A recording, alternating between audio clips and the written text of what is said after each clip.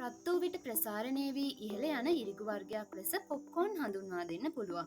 මෙය පැරණිතම සුළු කෑම්වලින් එකක් වන අතර පොප්කෝන් ආරම්භ වෙන්නේ අඩු කැරලි සහිත අඩු මේද සහිත කෙටි ආහාරයක් විදියට. නමුත් වර්තමානය වන විට ක්‍රමයෙන් ලුණු බටර් හෝ චීස් පැන් රස කළ හෝ කෘතිම රසකාරක සමග මේ ආහාරයට ගැනීම දක්නට ලැබෙනවා. ඉතින් පොප්කෝන් ඉතා ජනප්‍රිය කෙටි ආහාරයක් වෙනවා. පොප්කෝන් ආහාරයට ගැනීමෙන් මොකද වෙන්නේ, මෙහි සෞඛ්‍ය ප්‍රතිලාභ මොනවාද කියලා දැනගන්න වීඩියෝ එකත් එක්ක දිගටම රැඳිලා ඉන්න. පොප්කෝන් වල තන්තු ඇතුළු වැදගත් පෝෂ්‍ය පදාර්ථ ඉහළ මට්ටමක පවතින අතර ලොව සෞඛ්‍ය සම්පන්නම ආහාරයක් වෙනවා. මේ විශිෂ්ට පෝෂ්‍ය පදාර්ථ මගින් විවිධ සෞඛ්‍ය ප්‍රතිලාභ ලබා දෙනවා. කෙසේ වෙතත් අධික ලෙස මේදය සීනි සහ ලුණු සමග සකස් කර ඇති නිසා අධිකව ආහාරයට ගැනීම අහිතකර වෙන්න පුළුවන්. මේ හේතුව නිසා ඔබ පොප්කෝන් නිවැරදි ආකාරයෙන් සකස් කිරීම ඉතා වැදගත් වෙනවා. සෑම ඉරිඟු ඇටයකම මධ්‍යයේ කුඩා ජල ප්‍රමාණයක් ඇති අතර එය රත් වූ විට ප්‍රසාරණය වී අවසානයේ පුපුරා යාමට හේතු වෙනවා. පැරණිතම පොප්කෝන් කැබැල්ල නව මෙක්සිකෝවෙන් සොයා ගන්නා ලද අතර ඒ වසර 5000කට වඩා පැරණි බව කියනු ලැබෙනවා.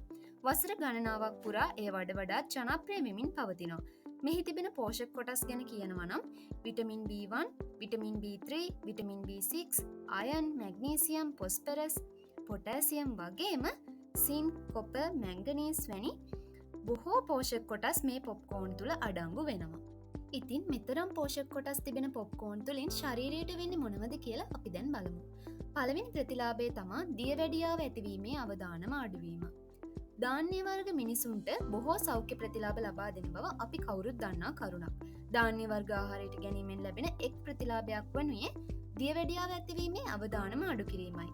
පොප්කෝන් වල අඩු ග්ලයිසමික් දර්ශකය නිසා ඔබේ රුධිරයේ සීනි මට්ටම වඩාත් පහසුවෙන් පවත්වා ගැනීමට සහ ඉහළ යන ග්ලයිසමික් දර්ශකයක් සහිත ආහාර සමග සම්බන්ධ උච්චාවචනයන් වළක්වා ගැනීමටත් උපකාරී වෙනවා.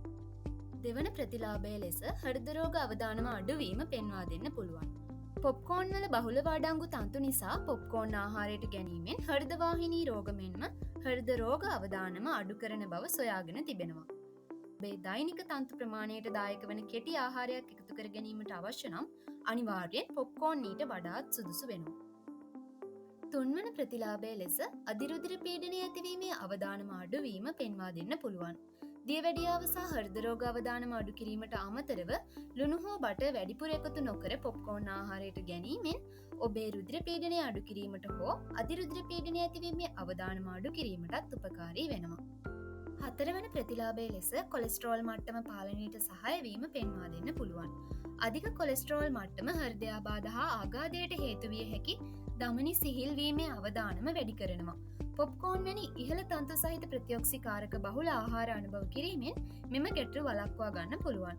පොප්කෝන් වල ඇති ද්‍රව්‍ය තන්තු ඔබේ ශරීරයෙන් කොලෙස්ටරෝල් ප්‍රමාණයක් ඉවත් කරන අතර සායනික අධ්‍යයන වලින් සොයාගෙන ඇත්තේ පොප්කෝන් වල ඇති ෆෙරුලික් අම්ලය මගින් අධික කොලෙස්ටරෝල් ඇති පුද්ගලයින්ගේ කොලෙස්ටරෝල් මට්ටම අඩු කිරීමටද හැකිවන බවයි.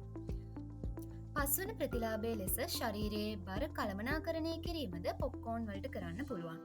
බර අඩු කර ගැනීම සහ කළමනාකරණය බොහෝ දෙනෙකුට අභියෝගයක් වෙලා තියෙනවා. පොප්කෝන් වලින් බර වැඩිවීම වළක්වා ගැනීමට විසඳුමක් ලබා දෙනවා. එහි අඩු කැලරි ප්‍රමාණයට අමතරව ඉහළ තන්තු අන්තර්ගතය නිසා මෙම වැදගත් සෞඛ්‍ය ප්‍රතිලාභයට දායක වෙනවා.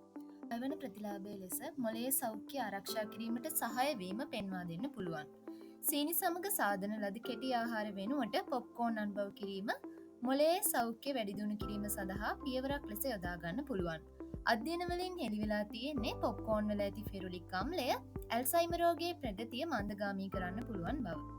එබැවින් පොප්කෝන් ආහාරයට ගැනීම මොළයේ නිරෝගී භාවයටද හේතුවක් වෙන්න පුළුවන්. ශරීරයට නිර්දේශිත දෛනික තන්තු ප්‍රමාණය කාන්තාවන් සඳහා ග්‍රෑම් 25ක් සහ පිරිමින් සඳහා ග්‍රෑම් 38ක් වෙනවා. කෙසේ වෙතත් බොහෝ අය ඊට වඩා අඩුවෙන් තමා ආහාරයට ගන්න. පොප්කෝන් ග්‍රෑම් 100ක තන්තු ග්‍රෑම් 15ක් අඩංගු වන අතර ඒ ඔබේ දෛනික තන්තු අවශ්‍යතාවය සපුරාලීමට බෙහෙවින් උපකාරී වෙනවා.